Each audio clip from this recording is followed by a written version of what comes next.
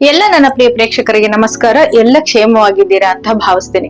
ನೋಡಿ, ಪರೀಕ್ಷಾರ್ಥಿಗಳಿಗೂ ಕೂಡ ನಾನು ಆಲ್ ದ ಬೆಸ್ಟ್ ಅನ್ನ ಹೇಳ್ತಾ ಇಂದು ಯಾವ ವಿಚಾರವನ್ನ ನಿಮಗೆ ತಿಳಿಸೋಣ ಅಂತ ಹೇಳಿ ಬಂದೆ ಅಂತಂದ್ರೆ, ನೋಡಿ, ಅದಕ್ಕಿಂತ ಮೊದಲು ನಾನು ನಿಮಗೆ ಒಂದು ಒಳ್ಳೆ ಥಾಟ್ ಇಂದ ವಿಚಾರವನ್ನ ಪ್ರಾರಂಭ ಮಾಡ್ತೀನಿ. ನೋಡಿ, ಒಬ್ಬ ವ್ಯಕ್ತಿ ಒಬ್ಬ ದೀಪದ ಕೆಳಗಡೆ ಒಬ್ಬ ವ್ಯಕ್ತಿ ಭಗವದ್ಗೀತೆಯನ್ನು ಕೂಡ ಓದಬಲ್ಲ, ಹಾಗೇನೆ ದೀಪದ ಕೆಳಗಡೆ ಇನ್ನೊಬ್ಬ ವ್ಯಕ್ತಿ ಅದೇ ವ್ಯಕ್ತಿ ಕಳ್ಳತನವನ್ನು ಕೂಡ ಮಾಡಬಲ್ಲ. ಪರಿಸ್ಥಿತಿ ಒಂದೇ ರೀತಿ ಆಗಿರುತ್ತೆ. ಆದ್ರೆ ಆ ಪರಿಸ್ಥಿತಿಗೆ ನಾವ್ ಹೇಗೆ ನಡ್ಕೋತೀವಿ ಅನ್ನೋದ್ರ ಮೇಲೆ ಆ ಪರಿಸ್ಥಿತಿ ಡಿಪೆಂಡ್ ಆಗಿರುತ್ತೆ ಅಲ್ವಾ. ಹೋಗ್ಲಿ ಬಿಡಿ, ನಾವು ಯಾವಾಗ್ಲೂ ಕೂಡ ಒಳ್ಳೆ ಒಳ್ಳೆ ಯೋಚನೆಗಳನ್ನ ಮಾಡ್ತಾ ಇರೋಣ ಅಂತ ಹೇಳ್ತಾ ವಿಚಾರಕ್ಕೆ ಹೋಗೋಣ. ಇವತ್ತು ಯಾವ ವಿಚಾರವಾಗಿ ನಿಮ್ ಜೊತೆ ಮಾತಾಡೋಕ್ ಬಂದೆ ಅಂತ ಹೇಳಿದ್ರೆ, ನೋಡಿ, SDA ಪರೀಕ್ಷೆಗೆ 1991ನೇ ಪ್ರಶ್ನೆ ಪತ್ರಿಕೆ 91ರಲ್ಲಿ ನಡೆದಂತಹ SDA ಪರೀಕ್ಷೆಗೆ ಸಾಮಾನ್ಯ ಕನ್ನಡ ಅಂತಕ್ಕಂತಹ ಪ್ರಶ್ನೆ ಪತ್ರಿಕೆಯಲ್ಲಿ ಯಾವ್ಯಾವ ಪ್ರಶ್ನೋತ್ತರಗಳು ಬಂದಿದಾವೆ, ಅದನ್ನ ಯಾವ ರೀತಿ ಬಿಡಿಸ್ಬೇಕು ಅಂತ ಹೇಳ್ಬಿಟ್ಟು ಸ್ವಲ್ಪ ಡೀಟೇಲ್ ಆಗಿ ನಿಮಗೆ ಹೇಳೋಣ ಅಂತ ಹೇಳ್ಬಿಟ್ಟು ಬಂದಿದ್ದೀನಿ. ನೋಡಿ, ಪರೀಕ್ಷೆ ಅಂತಕ್ಕಂಥದ್ದು ಈಗ ನಡೀತಾ ಇದೆ. ಯಾರು ಕೂಡ ಸಮಯವನ್ನ ವ್ಯರ್ಥ ಮಾಡಬೇಡಿ. ಆದಷ್ಟು ಎಷ್ಟು ಸಾಧ್ಯನೋ ಅಷ್ಟು ಕಡೆಯಿಂದ ಸೋರ್ಸ್ ಗಳನ್ನ ಕಲೆಕ್ಟ್ ಮಾಡಿ, ಆದಷ್ಟು ನಿದ್ದೆ ಸ್ವಲ್ಪ ಕಡಿಮೆ ಮಾಡಿದ್ರು ಪರವಾಗಿಲ್ಲ, ವಿದ್ಯಾಭ್ಯಾಸವನ್ನ ಮಾಡಿ ನಿಮ್ಮ ಭವಿಷ್ಯವನ್ನ ರೂಪಿಸ್ಕೊಳ್ಳಿ ಅಂತ ಹೇಳ್ತಾ ವಿಚಾರಕ್ಕೆ ಹೋಗೋಣ. ನೋಡಿ, ಏನ್ ಗೊತ್ತಾ, ದ್ವಿತೀಯ ದರ್ಜೆ ಸಹಾಯಕ ಪರೀಕ್ಷೆ ಅಂದ್ರೆ SDA ಪರೀಕ್ಷೆಯಲ್ಲಿ ಸಾಮಾನ್ಯ ಕನ್ನಡ ಪತ್ರಿಕೆಗೆ ಸಂಬಂಧಪಟ್ಟ ಹಾಗೆ ನೋಡಿ, ಕೆಳಕಂಡ ಪದಗಳನ್ನ 4 ರೀತಿಯಾಗಿ ಬಿಡಿಸಿದೆ. ಅವುಗಳಲ್ಲಿ ಸರಿಯಾದದನ್ನ ಗುರುತಿಸಿ ಬರೆಯಿರಿ ಅಂತಕ್ಕಂತಹ ಮೊದಲನೇ ಒಂದು ಸೂಚನೆಯ ಪ್ರಕಾರ ಕೆಳಗಿನ ಉತ್ತರಗಳನ್ನ ಬರಿತಾ ಹೋಗ್ಬೇಕು. ಅವ್ರು ಏನ್ ಮಾಡಿದ್ದಾರೆ ಅಂದ್ರೆ, ಒಂದು ಪದವನ್ನ ಕೊಟ್ಟು ಅವರೇ ಬಿಡಿಸ್ಬಿಟ್ಟಿದ್ದಾರೆ. 4 ರೀತಿಯಾಗಿ ಒಂದು ಪದವನ್ನ ಬಿಡಿಸ್ಬಿಟ್ಟಿದ್ದಾರೆ. ಅದು ಯಾವ್ದು ಬಿಡಿಸಿರೋದು ಸರಿ ಅಂತ ಹೇಳಿ ನಾವು ಬರೀಬೇಕು. ಈ ಒಂದು ಪದವನ್ನ ಬಿಡಿಸಿ ಬರೆಯೋದಕ್ಕೆ ನಾವು ವಿಗ್ರಹ ವಾಕ್ಯ ಅಂತ ಕೂಡ ಕರಿತೀವಿ. ಓಕೆನಾ, ವಿಗ್ರಹ ವಾಕ್ಯ ಅಂತ ಹೇಳಿ ಕೂಡ ಕರಿತೀವಿ. ನೋಡಿ, ಅವರು ಏನ್ ಕೊಟ್ಟಿದ್ದಾರೆ, ಮೊದಲನೆಯ ಪದ ವಿವಿಧೋದ್ದೇಶ ಅಂತ ಕೊಟ್ಟಿದ್ದಾರೆ. ವಿವಿಧ ಪ್ಲಸ್ ಉದ್ದೇಶ ಅಂತ ಕೊಟ್ಟಿದ್ದಾರೆ. ವಿವಿಧ ಪ್ಲಸ್ ಉದ್ದೇಶ ಅಂತಕ್ಕಂಥದ್ದು ಅವ್ರು ಅದನ್ನ ಹೇಗ್ ಬರೀಬೇಕು ಅಂತಂದ್ರೆ, ವಿವಿಧೋದ್ದೇಶ ಅಂತಕ್ಕಂಥದ್ದನ್ನ ವಿವಿಧ ಪ್ಲಸ್ ಉದ್ದೇಶ ಈ ರೀತಿಯಾಗಿ ಬಿಡಿಸಿ ಬರೀಬೇಕು. ಅದು ಸರಿಯಾದ ಉತ್ತರ. ನಾನು ಅದೇ ಪ್ರಶ್ನೆಗೆ ಇನ್ನ ಸ್ವಲ್ಪ ಮುಂದುವರೆದು ನಿಮಗೆ ವಿಚಾರ ಗೊತ್ತಿರ್ಲಿ, ಅದೀಗ ಉದಾಹರಣೆ, ವಿವಿಧೋದ್ದೇಶ ಅಂತಕ್ಕಂಥದ್ದು ಯಾವ ಸಂಧಿ ಅಂತ ಕೂಡ ಪ್ರಶ್ನೆ ಕೇಳ್ಬೋದು ಅಲ್ವಾ. ಹಾಗಾಗಿ ನಾನು ನಿಮಗೆ ಪೂರ್ತಿ ವಿಚಾರ ಗೊತ್ತಾಗ್ಲಿ ಅಂತ ಹೇಳ್ಬಿಟ್ಟು ವಿವಿಧ ಪ್ಲಸ್ ಉದ್ದೇಶ ಅಂತಕ್ಕಂಥದ್ದು ಗುಣಸಂಧಿ ಆಗತ್ತೆ. ಓಕೆನಾ, ಯಾವ ರೀತಿ ಬೇಕಾದ್ರೂ ಅವರು ಪ್ರಶ್ನೆಯನ್ನ ಕೇಳ್ಬೋದು. ಗುಣಸಂಧಿ ಆಗತ್ತೆ. ಗುಣಸಂಧಿ ಅಂತಂದ್ರೆ ಏನು ಅಂತಂದ್ರೆ, ನೋಡಿ, ಆ ಕಾರಗಳಿಗೆ ಈ ಕಾರಗಳು ಪರವಾಗಿ ಬಂದಾಗ ಏಕಾರ ಆದೇಶವಾಗಿ ಬರುತ್ತೆ. ಗುಣಸಂಧಿಯಲ್ಲಿ ಮತ್ತೆ ಆ ಕಾರಗಳಿಗೆ ಕಾರಗಳು ಪರವಾಗಿ ಬಂದಾಗ ಓಕಾರ ಆದೇಶವಾಗಿ ಬರುತ್ತೆ. ಹಾಗೇನೆ ಆ ಕಾರಗಳಿಗೆ ಋಕಾರ ಪರವಾಗಿ ಬಂದಾಗ ಅರ್ಕಾರ ಅಂತಕ್ಕಂಥದ್ದು ಆದೇಶವಾಗಿ ಬರುತ್ತೆ. ಇದನ್ನೇ ನಾವು ಗುಣಸಂಧಿ ಅಂತ ಹೇಳಿ ಕರಿತೀವಿ. ಅದನ್ನ ವಿವಿಧ ಪ್ಲಸ್ ಉದ್ದೇಶ ಈ ರೀತಿಯಾಗಿ ಬರೀಬೇಕು. ವಿವಿಧೋದ್ದೇಶ ಅಂದ್ರೆ ಆ ಕಾರದ ಮುಂದೆ ಊಕಾರ ಬಂದಿದೆ, ಹಾಗಾಗಿ ಅದನ್ನ ನಾವು ಏನಂತ ಕರಿತೀವಿ, ಓಕಾರ. ಆ ಕಾರದ ಮುಂದೆ ಊಕಾರ ಪರವಾಗಿ ಬಂದಾಗ ಓಕಾರ ಬಂದಿದೆ, ಹಾಗಾಗಿ ಅದನ್ನ ನಾವು ಗುಣಸಂಧಿ ಅಂತ ಹೇಳಿ ಕರಿತೀವಿ. ಅರ್ಥ ಆಯ್ತು ಅಂತ ಭಾವಿಸ್ತೀನಿ. ಇನ್ನ ಎರಡನೆಯ ಪ್ರಶ್ನೆ ಏನ್ ಕೇಳಿದರೆ, ಎರಡನೇ ಪ್ರಶ್ನೆ ಕಂಬನಿ. ಅದನ್ನ ಹೇಗೆ ಬಿಡಿಸಿ ಬರೀಬೇಕು ಅಂತ ಕೇಳಿದಾರೆ ಅವಳು. 4 ರೀತಿ ಅವರೇ ಬಿಡಿಸಿದ್ದಾರೆ. ಕಣ್ ಪ್ಲಸ್ ಪನಿ, ಕಣ್ ಪ್ಲಸ್ ಹನಿ, ಕಣ್ಣಿನ ಪ್ಲಸ್ ಹನಿ, ಕಣ್ ಪ್ಲಸ್ ಬನಿ, ಕಣ್ ಪ್ಲಸ್ ಹನಿ ಈ ರೀತಿಯಾಗಿ ಬಿಡಿಸಿದ್ದಾರೆ. ಅದಕ್ಕೆ ಸರಿಯಾದ ಉತ್ತರ ಕಣ್ ಪ್ಲಸ್ ಪನಿ ಅಂತ ಬರೀಬೇಕು. ಓಕೆನಾ, ಅದು ಸರಿಯಾದ ಉತ್ತರ. ಇನ್ನ ಸ್ವಲ್ಪ ಮುಂದುವರೆದು ನೋಡೋದಾದ್ರೆ, ಅದು ಯಾವ ಒಂದು ಸಂಧಿ ಆಗತ್ತೆ ಅಂದ್ರೆ ಆದೇಶ ಸಂಧಿ ಆಗತ್ತೆ. ಅರ್ಥ ಆಗ್ತಾ ಇದೆ ಅಂತ ಭಾವಿಸ್ತೀನಿ. ಆದೇಶ ಸಂಧಿ ಆಗತ್ತೆ. ನೋಡಿ, ಒಂದು ಅಕ್ಷರದ ಸ್ಥಳದಲ್ಲಿ ಬೇರೊಂದು ಅಕ್ಷರ ಬಂದು ಸೇರೋದನ್ನ ನಾವು ಆದೇಶ ಸಂಧಿ ಅಂತ ಕರಿತೀವಿ. ಸಿಂಪಲ್ ಆಗಿ ಹೇಳ್ತಾ ಇದ್ದೀನಿ ನೋಡಿ, ಕ ತ ಪಗಳಿಗೆ ಗ ದ ಬಗಳು ಬರುತ್ತೆ. ನೋಡಿ, ಕಾಗೆ ಗ, ತಾಗೆ ಧ, ಪಾಗೆ ಬಾ ಅಂತಕ್ಕಂತ ಅಕ್ಷರ ಬರುತ್ತೆ. ಅವ್ರು ಏನ್ ಕೇಳಿದರೆ, ಕಂಬನಿ ಅಂತಕ್ಕಂತ ಪದವನ್ನ ಹೇಗೆ ಬಿಡಿಸಿ ಬರಿಬೇಕು ಅಂತ ಕೇಳಿದ್ದಾರೆ. ಓಕೆನಾ, ಅದೇ ನಿಮಗೆ ಯಾವ ಸಂಧಿ ಅಂತ ಕೇಳಿದ್ರು ಕೂಡ ಕೇಳ್ಬೋದು. ಹಾಗಾಗಿ ಅದು ಆದೇಶ ಸಂಧಿ ಆಗತ್ತೆ. ಕಂಬನಿ ಅಂತಕ್ಕಂಥದ್ದು ಅದನ್ನ ಕಣ್ಣು ಪ್ಲಸ್ ಪನಿ ಈ ರೀತಿಯಾಗಿ ಬಿಡಿಸಿ ಬರೀಬೇಕು. ಕಾಗೆ ಗಾ ಬರುತ್ತೆ, ಕ ತ ಪಗಳಿಗೆ ಗ ದ ಬ ಬರುತ್ತೆ. ಈ ರೀತಿಯಾಗಿ ಈಸಿಯಾಗಿ ನೀವು ನೆನಪನ್ನ ಇಟ್ಕೋಬೇಕಾಗತ್ತೆ. ನೋಡಿ, ಒಂದು ಅಕ್ಷರದ ಸ್ಥಳದಲ್ಲಿ ಬೇರೊಂದು ಅಕ್ಷರ ಬರ್ತಕ್ಕಂಥದ್ದೇ ಆದೇಶ ಸಂಧಿ. ಈಗ ನೋಡಿ, ಮುಂದಿನ ಪ್ರಶ್ನೆಯನ್ನ ನೋಡೋಣ. ಮುಂದಿನ ಪ್ರಶ್ನೆ ಏನು, ಕಾರ್ಯಾಲಯ ಅಂತ ಅವರು ಕೇಳಿದರೆ. ಕಾರ್ಯ ಪ್ಲಸ್ ಆಲಯ ಈ ರೀತಿಯಾಗಿ ನೀವು ಬರೀಬೇಕಾಗತ್ತೆ. ಅದು ಸರಿಯಾಗಿ ಬಿಡಿಸಿ ಬರೆಯುವ ಒಂದು ಪದ. ಕಾರ್ಯ ಪ್ಲಸ್ ಆಲಯ, ಕಾರ್ಯ ಪ್ಲಸ್ ಆಲಯ, ಎರಡನೇ ಆಲಯ, ಈ ರೀತಿಯಾಗಿ ಕಾರ್ಯ ಪ್ಲಸ್ ಆಲಯ ಈ ರೀತಿಯಾಗಿ ಬರಿಬೇಕು. ಇದು ಏನು ಅಂತಂದ್ರೆ, ಇದು ಅಕಸ್ಮಾತ್ ಅದು ಯಾವ ಸಂಧಿ ಅಂತ ನೀವು ಕೇಳಿದ್ರೆ, ಕಾರ್ಯಾಲಯ ಅಂತಕ್ಕಂಥದ್ದು ಸವರ್ಣ ದೀರ್ಘ ಸಂಧಿ ಆಗತ್ತೆ. ಅದು ಸವರ್ಣ ದೀರ್ಘ ಸಂಧಿ ಆಗತ್ತೆ. ಹೇಗೆ ಅಂದ್ರೆ, ಅದೇ ಒಂದೇ ಜಾತಿಯ ಸ್ವರಗಳು ಹಾಗೆ ಆನೆ ಬರೋದು, ಆ ಪ್ಲಸ್ ಆ ಬಂದಾಗ ಅದೇ ಜಾತಿಯ ಇನ್ನೊಂದು ದೀರ್ಘ ಸ್ವರ ಆದೇಶವಾಗಿ ಬರುತ್ತೆ. ಅದನ್ನೇ ನಾವು ಸವರ್ಣ ದೀರ್ಘ ಸಂಧಿ ಅಂತ ಕರಿತೀವಿ. ಇಲ್ಲಿ ನೋಡಿ, ಕಾರ್ಯ ಲಾಸ್ಟಿಗೆ ಆ ಇದೆ, ಆಲಯ ಲಾಸ್ಟಿಗೆ ಮತ್ತೆ ಆ ಬಂದಿದೆ, ಪ್ಲಸ್ ಆದ್ಮೇಲೆ ಆ ಮತ್ತೆ ಆ ಬಂದಿದೆ, ಕಾರ್ಯಾಲಯ ಆಗಿದೆ ಅಲ್ವಾ. ಅದೇ ಜಾತಿಯ ದೀರ್ಘ ಸ್ವರ ಆದೇಶವಾಗಿ ಬರುತ್ತೆ. ಅದನ್ನೇ ನಾವು ಸವರ್ಣ ದೀರ್ಘ ಸಂಧಿ ಅಂತ ಕರಿತೀವಿ. ಅರ್ಥ ಆಗ್ತಾ ಇದೆ ಅಂತ ಭಾವಿಸ್ತೀನಿ. ಈಗ ಈ ಬಂದಾಗ ಈ ಅಕ್ಷರನೇ ನಮಗೆ ದೀರ್ಘವಾಗಿ ಬರುತ್ತೆ. ಈಗ ಉ ಬಂದಾಗ ಅದೇ ರೀತಿಯ ಪ್ರಶ್ನೆ ಮುಂದೆ ಬಂದಿದೆ, ನಿಮಗೆ ಮತ್ತೆ ಹೇಳ್ತೀನಿ. ಉ ಬಂದಾಗ ಊನೇ ಆದೇಶವಾಗಿ ಬರುತ್ತೆ. ಅದನ್ನೇ ನಾವು ಸವರ್ಣ ದೀರ್ಘ ಸಂಧಿ ಅಂತ ಹೇಳಿ ಕರಿತೀವಿ. ಗೊತ್ತಾಯ್ತಾ? ಈಗ ಅವರು ಜಸ್ಟ್ ಬಿಡಿಸಿ ಬರೀಬೇಕು ಅಂತ ಕೇಳಿರೋದು ಎಲ್ಲಿ, 1991ನೇ ಪತ್ರಿಕೆಯಲ್ಲಿ. ನಾನ್ ನಿಮಗೆ ಬಿಡಿಸಿ ಬರೆಯೋದ್ರ ಜೊತೆಗೆ ಅದನ್ನ ಪ್ರಶ್ನೆ ಯಾವ ರೀತಿ ಬೇಕಾದ್ರೂ ಕೇಳ್ಬೋದಲ್ವಾ. ಹಾಗಾಗಿ ನಾನು ಇದೇ ರೀತಿಯಾಗಿ ಬಿಡಿಸಿ ಹೇಳ್ತಾ ಇದ್ದೀನಿ. ಇನ್ನ ಮುಂದಿನ ಪ್ರಶ್ನೆ ಏನ್ ಕೇಳಿದರೆ, ಪ್ರತ್ಯುತ್ತರ. ಪ್ರತ್ಯುತ್ತರ ಇದನ್ನ ಹೇಗೆ ಬಿಡಿಸಿ ಬರೀಬೇಕು ಅಂತ ಕೇಳಿದರೆ, ಅದಕ್ಕೆ ಸರಿಯಾದ ಒಂದು ಬರೆಯುವ ರೀತಿ ಹೇಗೆ ಅಂದ್ರೆ, ಪ್ರತಿ ಪ್ಲಸ್ ಉತ್ತರ, ಪ್ರತಿ ಪ್ಲಸ್ ಉತ್ತರ ಆ ರೀತಿಯಾಗಿ ಬರೀಬೇಕು. ಪ್ರತಿ ಪ್ಲಸ್ ಉತ್ತರ ಅಂತಕ್ಕಂಥದ್ದು ಇದು ಯಾವ ಸಂಧಿ ಆಗುತ್ತೆ ಅಂದ್ರೆ, ಎಣ್ ಸಂಧಿ ಆಗತ್ತೆ. ಹೇಗೆ ಎಣ್ ಸಂಧಿ ಆಗತ್ತೆ ನೋಡಿ, ಪ್ರತಿ ಇಲ್ಲಿ ಪೂರ್ವ ಪದದಲ್ಲಿ ಈ ಇದೆ ನೋಡಿ. ನಿಮಗೆ ಎಲ್ಲದಕ್ಕಿಂತ ಮೊದಲನೇದಾಗಿ ಏನ್ ತಿಳಿಸ್ತೀನಿ ಅಂದ್ರೆ, ಪ್ಲಸ್ ಗಿಂತ ಮೊದಲು ಬರ್ತಕ್ಕಂಥದ್ದು ಪೂರ್ವ ಪದ, ಪ್ಲಸ್ ಆದ್ಮೇಲೆ ಬರ್ತಕ್ಕಂಥದ್ದು ಉತ್ತರ ಪದ. ಈ ಬಿಡಿಸಿ ಬರೆಯೋದಕ್ಕೆ ವಿಗ್ರಹ ರೂಪ ಅಂತ ಕರಿತೀವಿ. ಓಕೆನಾ? ಇದು ಪೂರ್ವ ಪದ, ಇದು ಉತ್ತರ ಪದ. ಇದು ಈಗ ನಾವು ನೋಡ್ತಾ ಇರ್ತಕ್ಕಂಥ ಪ್ರಶ್ನೆ ಪ್ರತ್ಯುತ್ತರ, ಪ್ರತಿ ಪ್ಲಸ್ ಉತ್ತರ. ಅದು ಹೇಗಪ್ಪ ಅಂತಂದ್ರೆ ನೋಡಿ,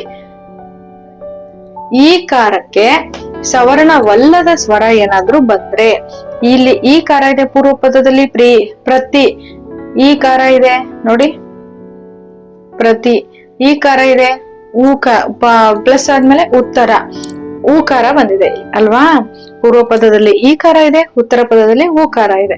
ಈ ಕಾರಕ್ಕೆ ಸವರ್ಣವಲ್ಲದ, ಸವರ್ಣ ಅಂದ್ರೆ ಒಂದೇ ಜಾತಿ, ಸವರ್ಣ ಅಲ್ಲದ ಅಂದ್ರೆ ಬೇರೆ ಜಾತಿ ಅಂತ.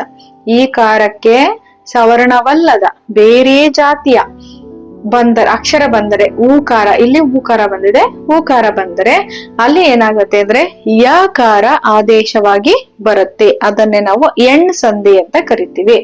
ನೋಡಿ, ಈ ಕಾರ ಅಕ್ಷರಕ್ಕೆ ಪೂರ್ವ ಪದದಲ್ಲಿ ಈ ಕಾರ ಅಕ್ಷರಕ್ಕೆ ಅದೇ ಜಾತಿಯ ಸವರ್ಣವಲ್ಲದ ಬೇರೆ ಅಕ್ಷರ ಬಂದ್ರೆ, ಅದೇ ಜಾತಿ ಅಕ್ಷರ ಬರ್ದೇನೆ ಬೇರೆ ಜಾತಿ ಅಕ್ಷರ ಅಂದ್ರೆ ಸವರ್ಣವಲ್ಲದ ಬೇರೆ ಅಕ್ಷರ ಬಂದ್ರೆ ಅದನ್ನ ನಾವು ಏನಂತ ಕರಿತೀವಿ, ಏನಾಗುತ್ತೆ ಅಂದ್ರೆ ಯಾಕಾರ ಆದೇಶವಾಗಿ ಬರುತ್ತೆ ಅಲ್ಲಿ. ಅದನ್ನೇ ನಾವು ಆದೇಶ ಸಂಧಿ ಅಂತ, ಆದೇಶವಾಗಿ ಬಂದ್ರೆ ಅದನ್ನ ನಾವು ಎಣ್ ಸಂಧಿ ಅಂತ ಹೇಳಿ ಕರಿತೀವಿ. ಅರ್ಥ ಆಗ್ತಾ ಇದೆ ಅಂತ ಭಾವಿಸ್ತೀನಿ. ನೋಡಿ, ಇನ್ನೊಂದೆರಡು ಉದಾಹರಣೆನ ನಿಮಗೆ ಕೊಟ್ಟು ಹೇಳ್ತೀನಿ. ಅತಿ ಪ್ಲಸ್ ಆಸೆ, ಅತ್ಯಾಸೆ. ಇಲ್ಲಿ ಪ್ರತಿ ಪ್ಲಸ್ ಉತ್ತರ, ಪ್ರತ್ಯುತ್ತರ. ಅತಿ ಪ್ಲಸ್ ಆಸೆ, ಅತ್ಯಾಸೆ ಈ ರೀತಿಯಾಗಿ ಇದನ್ನ ನಾವು ಎಣ್ ಸಂಧಿ ಅಂತ ಕರಿತೀವಿ. ಅವರು ಬಿಡಿಸಿ ಬರೀಬೇಕು ಅಂತ ಮಾತ್ರ ಹೇಳಿದರೆ, ಆದ್ರೆ ನಾನು ಅದನ್ನ ನಿಮಗೆ ಸ್ವಲ್ಪ ವಿವರಿಸಿ ಹೇಳ್ತಾ ಇದ್ದೀನಿ. ಯಾಕಂದ್ರೆ ಪ್ರಶ್ನೆಯ ಉತ್ತರಗಳು ಯಾವ ರೀತಿ ಬೇಕಾದ್ರೂ ಬರ್ಬೋದು. ಇನ್ನ ಮುಂದಿನ ಪ್ರಶ್ನೆ ಶಿಕ್ಷಣಾಧಿಕಾರಿ ಅಂತಕ್ಕಂಥದ್ದು. ಮುಂದಿನ ಪ್ರಶ್ನೆ ಶಿಕ್ಷಣಾಧಿಕಾರಿ ಅಂತಕ್ಕಂಥದ್ದು. ಶಿಕ್ಷಣ ಪ್ಲಸ್ ಅಧಿಕಾರಿ ಈ ರೀತಿಯಾಗಿ ನೀವು ಅದನ್ನ ಬಿಡಿಸ್ಬೇಕಾಗತ್ತೆ.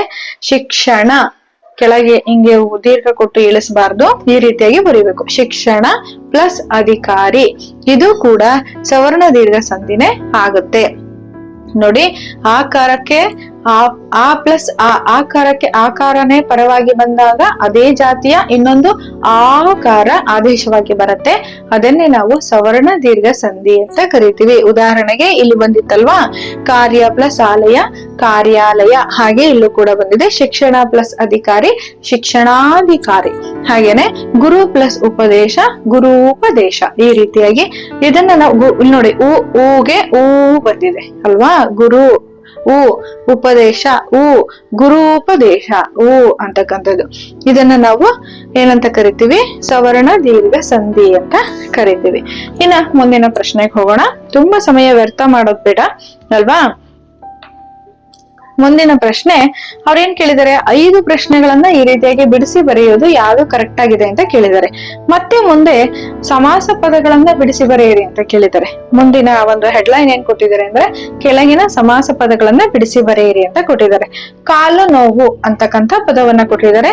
ಅದನ್ನ ಹೇಗ್ ಬರೀಬೇಕು ಸಮಾಸ ಪದವನ್ನ? ಈಗ ಕಾಲು ಸಂಧಿ ಆದ್ರೆ ಏನ್ ಮಾಡ್ತೀವಿ, ಕಾಲು ಪ್ಲಸ್ ನೋವು ಅಂತ ಬರ್ತೀವಿ. ಆದ್ರೆ ಸಮಾಸದಲ್ಲಿ ಆ ರೀತಿಯಾಗಿ ಅಲ್ಲ. ಕಾಲಿನಲ್ಲಿ ಪ್ಲಸ್ ನೋವು ಸರಿಯಾಗಿ ಬಿಡಿಸಿ ಬರೆಯುವುದು ಹೇಗೆ ಅಂದ್ರೆ ಈ ರೀತಿಯಾಗಿ, ಕಾಲಿನಲ್ಲಿ ಪ್ಲಸ್ ನೋವು, ಇದು ಕಾಲು ನೋವು ಅಂತಕ್ಕಂಥ ಒಂದು ಸಮಾಸ ಪದವನ್ನ ಬಿಡಿಸಿ ಬರಿಬೇಕಾಗಿರ್ತಕ್ಕಂಥದ್ದು. ಇಲ್ಲಿ ಏನಾಗಿದೆ ಅಂದ್ರೆ, 2 ನಾಮಪದಗಳು ಸೇರಿಸಿ ಸಮಾಸ ಆಗುವಾಗ, 2 ನಾಮಪದಗಳು, ಕಾಲು ಅಂತಕ್ಕಂಥದ್ದು ನಾಮಪದ, ನೋವು ಅಂತಕ್ಕಂಥದ್ದು ನಾಮಪದ, ಓಕೆನಾ? ಇವೆರಡೂ ನಾಮಪದಗಳನ್ನ ನಾವು ಸೇರಿಸಿ ಹೇಳುವಾಗ ಉತ್ತರ ಪದದ ಅರ್ಥ ಪ್ರಧಾನವಾಗಿರ್ಬೇಕು. ಉತ್ತರ ಪದ ಅಂದ್ರೆ ಪ್ಲಸ್ ಗಿಂತ ಮೊದಲೇ ಬರೋದು ಪೂರ್ವ ಪದ, ಪ್ಲಸ್ ಆದ್ಮೇಲೆ ಬರೋದು ಉತ್ತರ ಪದ. ಈ ಉತ್ತರ ಪದದ ಅರ್ಥ ಪ್ರಧಾನವಾಗಿದ್ರೆ ಅದನ್ನ ನಾವೇನಂತ ಕರಿತೀವಿ, ಅದನ್ನ ತತ್ಪುರುಷ ಸಮಾಸ ಅಂತ ಕರಿತೀವಿ. ಅವರು ಬಿಡಿಸಿ ಬರೆಯೋದಕ್ಕೆ ಮಾತ್ರ ಹೇಳಿದರೆ, ಆದ್ರೆ ನಾನು ನಿಮಗೆ ಅದು ಯಾವ ಸಮಾಸ ಅಂತನಾದ್ರೂ ಕೇಳ್ಬೋದಲ್ವಾ. ಹಾಗಾಗಿ ವಿಚಾರ ಗೊತ್ತಿರ್ಲಿ ಅಂತ ನಾನು ನಿಮಗೆ ಬಿಡಿಸಿ ಹೇಳ್ತಾ ಇದ್ದೀನಿ. ಅದು ತತ್ಪುರುಷ ಸಮಾಸ ಆಗತ್ತೆ. ನೋಡಿ, ಉತ್ತರ ಪದ 2 ನಾಮಪದಗಳೇ. ಇದು ಕಾಲಿನಲ್ಲಿ ಪ್ಲಸ್ ನೋವು 2 ನಾಮಪದಗಳು. ಅದು 2 ನಾಮಪದಗಳ ಅರ್ಥ ಪ್ರಧಾನವಾಗಿದೆ.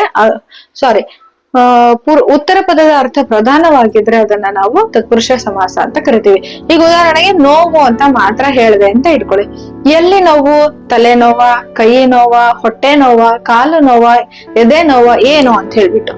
ಈಗ ಅದಕ್ಕೆ ಇದು ನೋವು ಅಂತಕ್ಕಂಥದ್ದು ಮೇನ್ ಆದ್ರೆ, ಅರ್ಥ ಮೇನ್ ಆದ್ರೆ, ಎಲ್ಲಿ ಅಂತ ಕೇಳಿದ್ರೆ ನಾವ್ ಎಲ್ಲಿ ಹೇಳ್ತೀವಿ, ಕಾಲಿನಲ್ಲಿ ಪ್ಲಸ್ ನೋವು ಅಂತಕ್ಕಂಥದ್ದು. ಹಾಗಾಗಿ ಉತ್ತರ ಪದದ ಅರ್ಥ ಪ್ರಧಾನವಾಗುಳ್ಳ ಪದವನ್ನ ನಾವೇನಂತ ಕರಿತೀವಿ, ತತ್ಪುರುಷ ಸಮಾಸ ಅಂತ ಹೇಳಿ ಕರಿತೀವಿ. ಹೀಗೆ ಅದಕ್ಕೆ ಇನ್ನೊಂದ್ ಸ್ವಲ್ಪ ಉದಾಹರಣೆಯನ್ನ ಕೊಟ್ಟು ಹೇಳೋದಾದ್ರೆ ನೋಡಿ, ಬೆಟ್ಟದ ಪ್ಲಸ್ ತಾವರೆ, ಬೆಟ್ಟದಾವರೆ. ಯಾವ ತಾವರೆ? ಬೆಟ್ಟದ ತಾವರೆ, ಅಥವಾ ನೀರಿನಲ್ಲಿ ಬಿಟ್ಟಿರ್ತಕ್ಕಂಥದ್ದ, ಬೆಟ್ಟದಲ್ಲಿ ಬಿಟ್ಟಿರ್ತಕ್ಕಂಥದ್ದ ಅಂತ. ಬೆಟ್ಟದ ಪ್ಲಸ್ ತಾವರೆ. ತಾವರೆ ಅಂತಕ್ಕಂಥದ್ದು ಮುಖ್ಯವಾಗಿರ್ತಕ್ಕಂಥ ಪದ, ಆಯ್ತಾ? ಇವೆಲ್ಲ ಅಧೀನ ಪದಗಳು ಅಂತ. ಈಗ ಕಲ್ಲಿನ ಪ್ಲಸ್ ಹಾಸಿಗೆ ಅಂತಕ್ಕಂಥದ್ದು ಇನ್ನೊಂದು ಉದಾಹರಣೆ ಕೊಟ್ಟಿದ್ದೀನಿ. ಯಾವ ಹಾಸಿಗೆ? ಓಕೆ, ಯಾವ ಹಾಸಿಗೆ? ಕಲ್ಲಿನ ಹಾಸಿಗೆ. ಹಾಸಿಗೆ ಅಂತಕ್ಕಂಥದ್ದು ಇಲ್ಲಿ ಅರ್ಥ ಪ್ರಧಾನವಾಗಿ ಇರುತ್ತೆ ಅಂತ. ಉತ್ತರ ಪದದ ಅರ್ಥ ಪ್ರಧಾನ, ಅದು ತತ್ಪುರುಷ ಸಮಾಸ ಆಗುತ್ತೆ. ಇನ್ನೊಂದು ಉದಾಹರಣೆಯನ್ನ ನೋಡೋದಾದ್ರೆ ನೋಡಿ, ಹಗಲಿನಲ್ಲಿ ಪ್ಲಸ್ ಕನಸು. ಕನಸು ಓಕೆ, ಯಾವ ಕನಸು? ಹಗಲು ಕನಸ, ರಾತ್ರಿ ಕನಸ ಅಂತ. ಹಗಲಿನಲ್ಲಿ ಪ್ಲಸ್ ಕನಸು ಅಂತಕ್ಕಂಥದ್ದು. ಹೀಗೆ ನಾವು ವಿಚಾರವನ್ನ ತಿಳ್ಕೊಳ್ಳೋದಾದ್ರೆ, ಮುಂದಿನ ಪ್ರಶ್ನೆ ಏನ್ ಕೇಳಿದರೆ, ನಾವಿವಾಗ ಯಾವ್ದು ಹೇಳಿದ್ವಿ? ಕಾಲು ನೋವು. ಮುಂದಿನ ಪ್ರಶ್ನೆ ಹೆಮ್ಮರ. ಇದನ್ನ ಹೇಗೆ ಬಿಡಿಸಿ ಬರೀಬೇಕು? ಇದು ಸಮಾಸ ಪದ.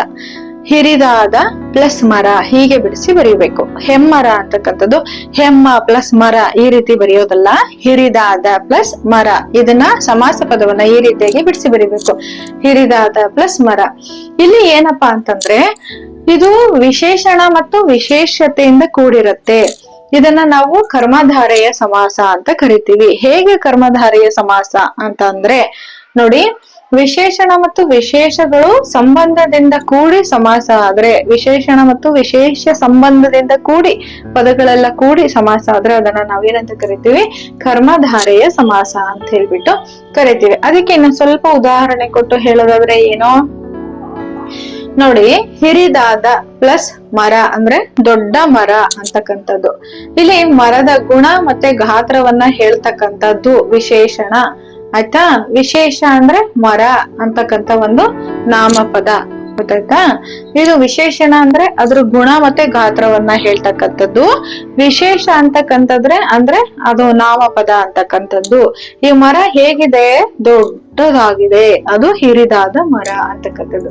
ಈಗ ಚಿಕ್ಕವಳು ಪ್ಲಸ್ ಹುಡುಗಿ, ಅದನ್ನ ಚಿಕ್ಕ ಹುಡುಗಿ ಅಂತ ಕೊಟ್ಟಿರ್ತಾರೆ. ಅದನ್ನ ಯಾವ ರೀತಿ ಬಿಡಿಸಿ ಬರಿಬೇಕು ಅಂದ್ರೆ ಚಿಕ್ಕವಳು ಪ್ಲಸ್ ಹುಡುಗಿ ಈ ರೀತಿಯಾಗಿ ಬಿಡಿಸಿ ಬರಿಬೇಕು. ಈಗ ಹಳೆಯದು ಪ್ಲಸ್ ಬಟ್ಟೆ ಅಂತ ಬಿಡಿಸಿ ಬರ್ದಿದ್ವಿ. ಅದನ್ನ ಕೂಡಿಸಿ ಹೇಳೋದಾದ್ರೆ ಹಳೆ ಬಟ್ಟೆ, ಹಳೆ ಬಟ್ಟೆ, ಹಳೆಯದು ಪ್ಲಸ್ ಬಟ್ಟೆ ಈ ರೀತಿಯಾಗಿ ಬಿಡಿಸಿ ಬರಿಬೇಕು. ಇಲ್ಲಿ ವಿಶೇಷಣ ಬಟ್ಟೆ ಹೌದು, ಅದು ಹೊಸದ ಹಳೆಯದ ಈ ರೀತಿಯಾಗಿ. ಇದು ವಿಶೇಷಣ, ಇದು ವಿಶೇಷ. ಹಳೆಯ ಅಂತಕ್ಕಂಥದ್ದು ವಿಶೇಷಣ ಆದ್ರೆ ಬಟ್ಟೆ ಅಂತಕ್ಕಂಥದ್ದು ವಿಶೇಷ, ವಿಶೇಷವಾಗಿರ್ತಕ್ಕಂಥದ್ದು. ಈಗ ಈ ಹಳೆಯದು ಅಂತಕ್ಕಂಥದ್ದು ಅದರ ಗುಣವನ್ನ ಹೇಳುತ್ತೆ. ಹಾಗಾಗಿ ಇದು ಯಾವ ಸಮಾಸ ಆಗುತ್ತೆ? ಕರ್ಮಧಾರೆಯ ಸಮಾಸ ಆಗತ್ತೆ. ವಸ್ತುಗಳ ವಿಶೇಷಣ ಮತ್ತು ವಿಶೇಷತೆಯಿಂದ ಸಂಬಂಧದಿಂದ ಕೂಡಿ ಆಗೋ ಪದಗಳ ಸಂಬಂಧದಿಂದ ಕೂಡಿ ಆಗೋದನ್ನ ನಾವೇನಂತ ಕರಿತೀವಿ? ಕರ್ಮಧಾರೆಯ ಸಮಾಸ ಅಂತ ಕರಿತೀವಿ. ಉದಾಹರಣೆಗೆ ಹಿರಿದಾದ ಪ್ಲಸ್ ಮರ, ಹೆಮ್ಮರ. ಈಗ ಮುಂದೆ ನೋಡಿ, ಹಳೆಯದು ಪ್ಲಸ್ ಬಟ್ಟೆ, ಹಳೆಯ ಬಟ್ಟೆ. ಹೊಸದು ಪ್ಲಸ್ ಕನ್ನಡ, ಹೊಸಗನ್ನಡ. ಹಿರಿದು ಪ್ಲಸ್ ಜೇನು, ಹೆಜ್ಜೇನು. ಈ ರೀತಿಯಾಗಿ ಹೆಜ್ಜೇನು, ಹೊಸಗನ್ನಡ, ಹಳೆ ಬಟ್ಟೆ, ಚಿಕ್ಕ ಹುಡುಗಿ, ಹಿಂಗೆ ಯಾವ್ದಾದ್ರು ಕೂಡ ನಿಮಗೆ ಕೇಳ್ಬಹುದು. ಇದನ್ನ ನಾವು ಕರ್ಮಧಾರೆಯ ಸಮಾಸ ಅಂತ ಕರಿತೀವಿ. ಆಯ್ತಾ? ಹಿರಿದಾದ ಪ್ಲಸ್ ಮರ ಈ ರೀತಿಯಾಗಿ ಬಿಡಿಸಿ ಬರೀಬೇಕು. ಯಾವ ಪದವನ್ನ? ಹೆಮ್ಮರವನ್ನ ಸಮಾಸವಾಗಿ ಬಿಡಿಸಿ ಬರೀರಿ ಅಂದಾಗ. ಇನ್ನ ಮುಂದಿನ ಪ್ರಶ್ನೆ ಏನ್ ಕೇಳಿದರೆ? ಒಗ್ಗಟ್ಟು. ಒಗ್ಗಟ್ಟು ಅಂತ ಕೇಳಿದರೆ ಇದನ್ನ ಸಮಾಸ ಪದವನ್ನ ಹೇಗೆ ಬಿಡಿಸಿ ಬರೀಬೇಕು? ಒಂದಾದ ಪ್ಲಸ್ ಕಟ್ಟು ಅಂತಕ್ಕಂಥದ್ದು. ಒಗ್ಗಟ್ಟು ಅಂತಕ್ಕಂಥದ್ದು ಒಂದಾದ ಪ್ಲಸ್ ಕಟ್ಟು.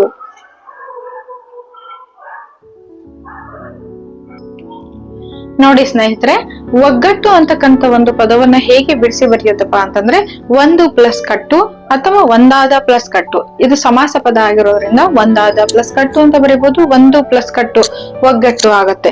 ಇಲ್ಲಿ ನೋಡಿ, ಪೂರ್ವ ಪದ ಮತ್ತು ಪೂರ್ವ ಪದ ಒಂದು ಅಂತಕ್ಕಂಥದ್ದು ಸಂಖ್ಯಾವಾಚ ಆಗಿರ್ಬೇಕು. ಉತ್ತರ ಪದದ ನಾಮಪದದೊಡನೆ ಸೇರಿ ಆದ್ರೆ ಅದನ್ನ ನಾವೇನಂತ ಕರಿತೀವಿ? ದ್ವಿಗು ಸಮಾಸ ಅಂತ ಕರಿತೀವಿ. ಅಂದ್ರೆ ಪೂರ್ವ ಪದದಲ್ಲಿ ಸಂಖ್ಯಾವಾಚಕಗಳು ಬರುತ್ತೆ. ಉದಾಹರಣೆಗೆ ಒಂದು ಅಂತಕ್ಕಂಥದ್ದು ಸಂಖ್ಯೆಯನ್ನ ಸೂಚಿಸುತ್ತೆ, ಒಂದು ಅಂತಕ್ಕಂಥದ್ದು ಅಲ್ವಾ. ಈಗ ಬೇರೆ ಉದಾಹರಣೆಯನ್ನ ನೋಡೋದಾದ್ರೆ ಎರಡು ಪ್ಲಸ್ ಮಡಿ, ಇಮ್ಮಡಿ. ಎರಡು ಪ್ಲಸ್ ಮಡಿ, ಇಮ್ಮಡಿ. ಮೂರು ಪ್ಲಸ್ ಮಡಿ, ಮುಮ್ಮಡಿ. ಈ ಒಂದು ಎರಡು ಮೂರು ಅಂತಕ್ಕಂಥ ಪೂರ್ವ ಪದ ಸಂಖ್ಯೆಯನ್ನ ಸೂಚಿಸುತ್ತೆ. ಹಾಗಾಗಿ ಇದನ್ನ ನಾವು ದ್ವಿಗು ಸಮಾಸ ಅಂತ ಹೇಳಿ ಕರಿತೀವಿ.